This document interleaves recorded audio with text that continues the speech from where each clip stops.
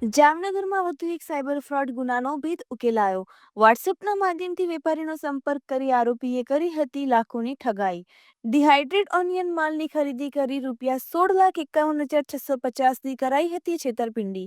Cyber crime પોલીસે technical analysis કરી ભાવનગરથી 3 શખ્સોને દબોચી લીધા। ભાવનગરના 2 શખ્સો અને જામનગરના 1 શખ્સની ધરપકડ। 25 વર્ષીય રાહુલ ગાગિયા, 31 વર્ષીય નિકુંજ ગોસ્વામી અને 32 વર્ષીય વિજય પરમાર નામના શખ્સોની ધરપકડ।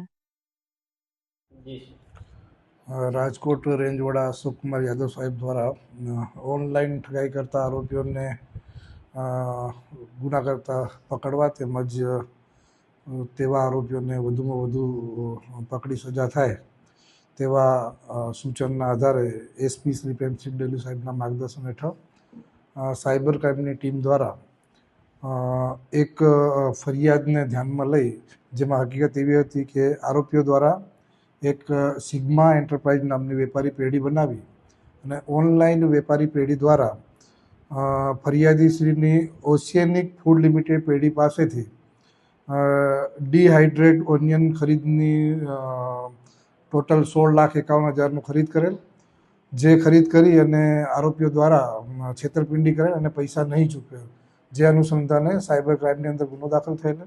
સાયબર ક્રાઇમ પીઆઈ દ્વારા આ ગુના અનુસંધાને તલસ્પર્શી તપાસ કરતા આ કામે 3 આરોપીઓને ધરપકડ કરવામાં આવેલી છે। તેમાં રાહુલ ભોગાભાઈ ગાગિયા, રહેવાસી ગાગિયાપુરી મોડપુર, તાલુકો લાલપુર; બીજા છે નિકુંજભાઈ રાજુભાઈ ગોસ્વામી; ત્રીજા છે વિજયભાઈ રામજીભાઈ પરમાર। એમ 3 આરોપીઓની ધરપકડ હાલ કરેલ છે અને આ કામની તપાસ હાલ સાયબર ક્રાઇમ પીઆઈ ચલાવી રહેલ છે અને રિકવરીની પ્રોસેસ